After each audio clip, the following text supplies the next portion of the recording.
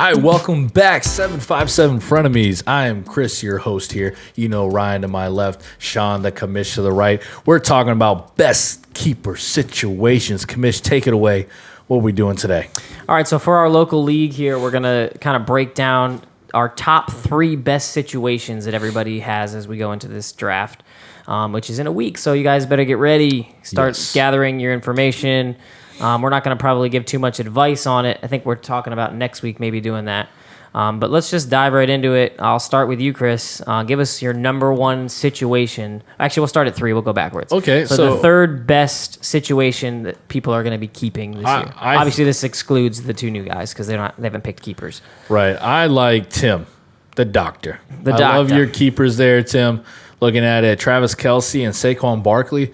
It's like Kelsey's taking over that Gronk thing where you take the best player at that position, which is him at tight end. Nobody really gets close. And then Saquon is everybody's number 1 pick. So, yeah, that's a round 1 and 2 gone, but you basically should, preseason, going into it, you got the number 1 guys at both positions, which I think is a great setup. Yep, that's a good. Now, I at guess 3 because it's at tight end. That's why. But we can kind of transition to Ryan here. You're kind of on that bandwagon with Tim at 3 there. He's got the third best situation. Yeah, Tim's got a great situation. I think he's got, Travis Kelce and Saquon Barkley. I think he's got those 2 guys, and I think those 2 guys, throughout their upbringing in football, learned how to play football well. And then when they got drafted into the NFL, they continued to play football well. Even better. And then fast forward, Tim drafts these players onto his team, and he puts them on his starting lineup. You're just trying to get good points with Tim. That's what I think. Yeah, think you and the doctor. I've always loved you, Tim. Always loved you, Tim. Just a good man. All right, so Lydia. My number 3 is Phil.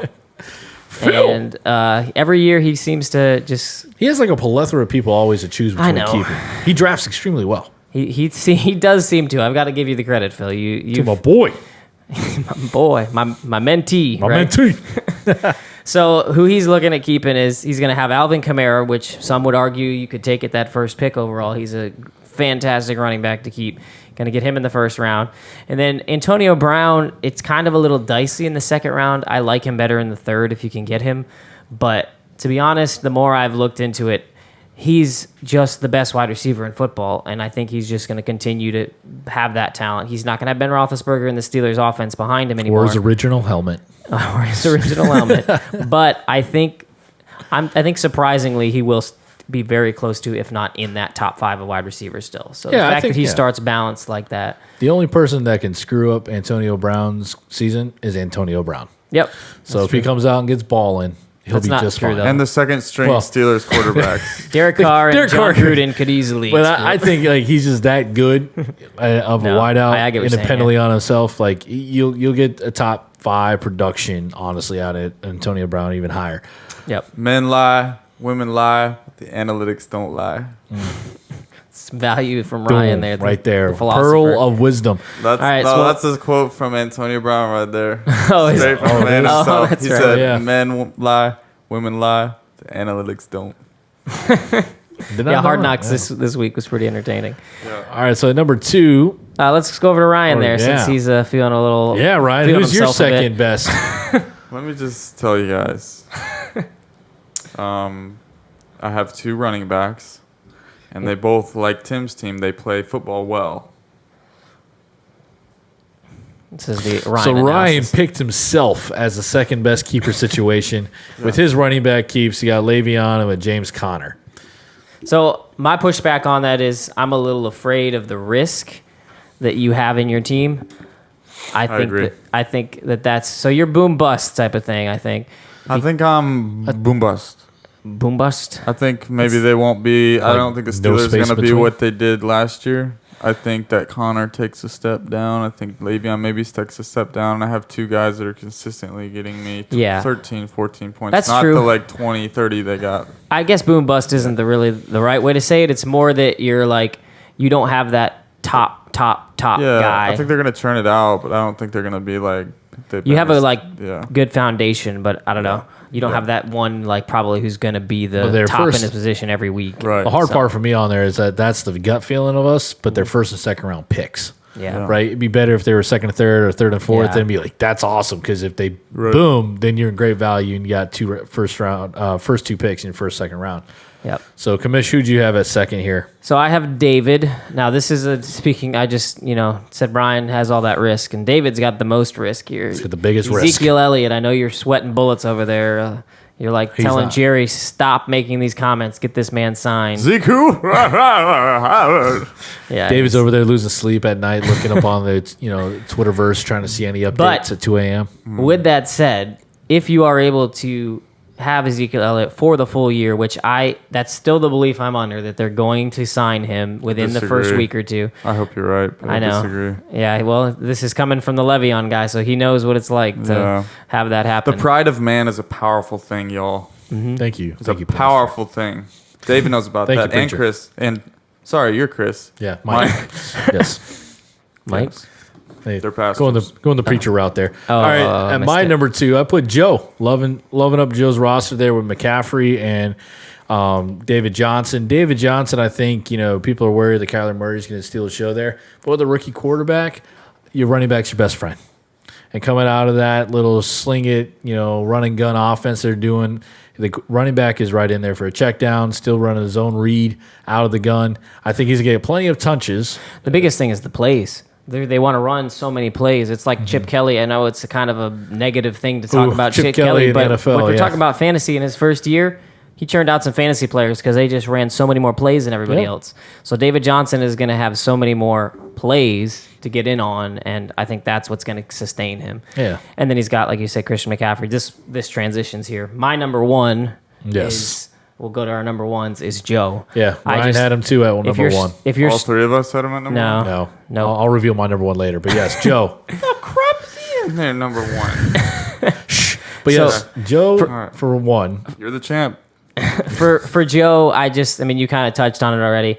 I'm a sucker for having that running back, for you. for having those running backs lined up. And if you've got Christian McCaffrey, who is my number 1 running back overall over Saquon even, and then you have another top, even could be 5. I think he's right at that 5 time, especially if Zeke's holding out the whole 8 games or whatever.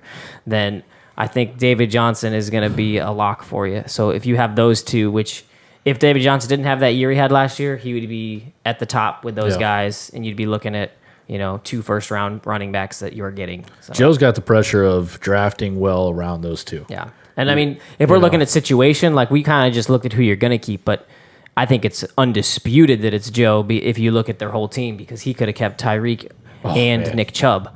So he's leaving those guys out there. So he had lots Thank of... you. His Thank you, situation was fantastic. He could just choose whatever he wanted. He could have gone Juju and kept it balanced and, done McCaffrey and Juju, but...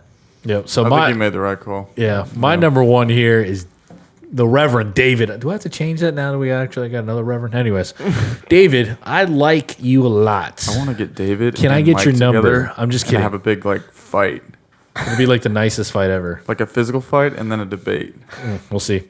But David, okay. I love your team with the boom bust thing with Ezekiel Elliott. I still feel like he'll get there, even if it's a week or 2 into the season.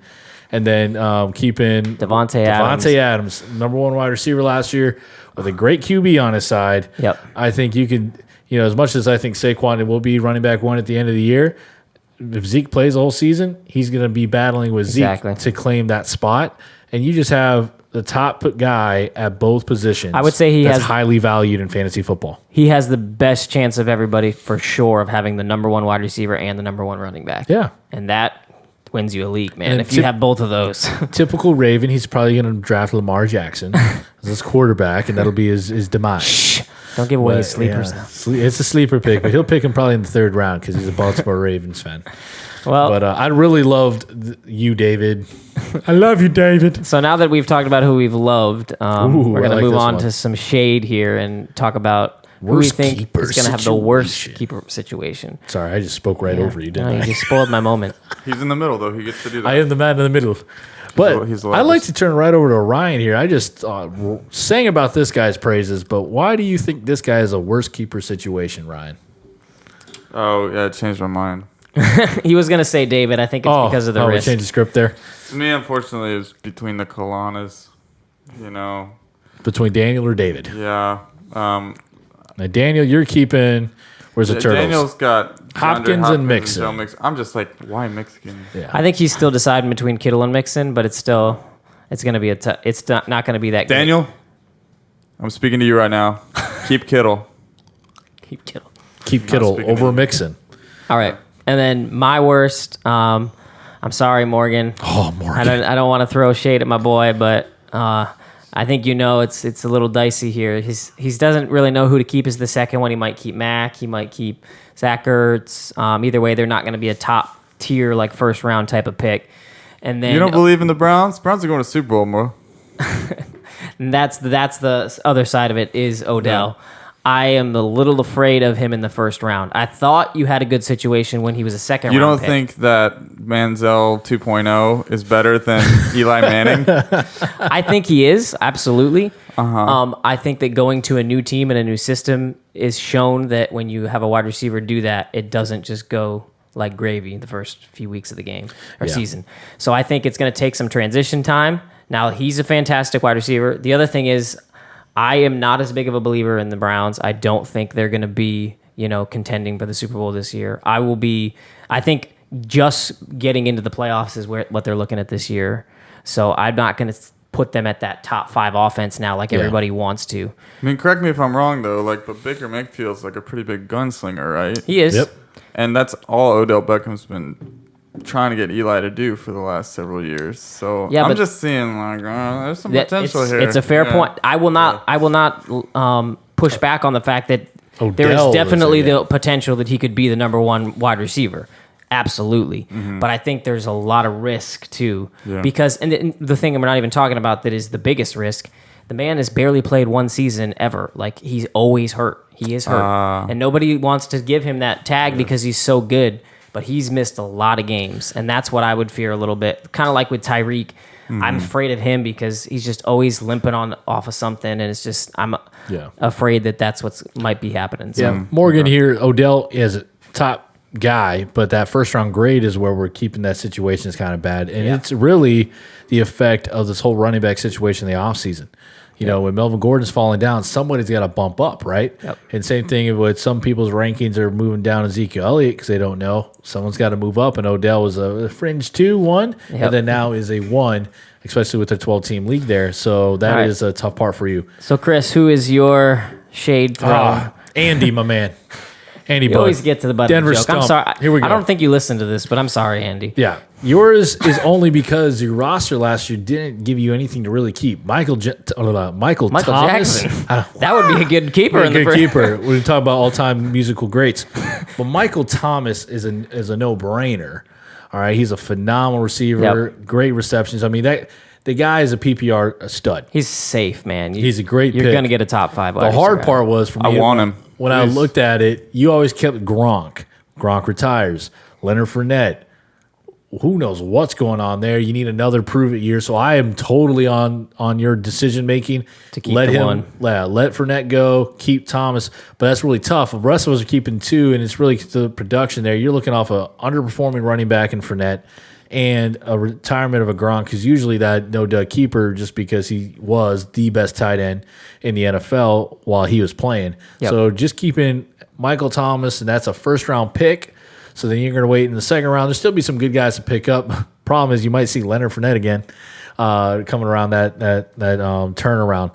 But that's the only reason why I chose Andy there, just because your roster injury-riddled, retirement, underperforming outside of Michael Thomas. So you're going to have you have a good rebuild That here. second round pick is going to mean a lot, Andy, so make it wisely. Yes. Yep, that's pretty much all we got for you guys today. Just a little heads up to next week. I had a lot of wisdom this one. You did. I feel like I just really said some good stuff. I know. You said You guys- that Travis Kelce has played football well in his life. Yeah. I was like, boom. My Mind favorite. blown. That was my favorite part. Yeah. Yes. Yeah. Highlight that What one. was your favorite part that I said? Anyway, So we'll see you guys next week. We're thinking about doing a mock draft of our league, which will be the next day. We'll kind of go through and maybe take turns on who we think you guys should draft in those top couple rounds. We're going to go Todd McShay, Mel Kiper. We'll try on not your to butts. reverse any reverse psychology on you. We're going to give our honest opinion, we promise. Yeah, and then see if we sound dumb or not. All right, guys. See ya.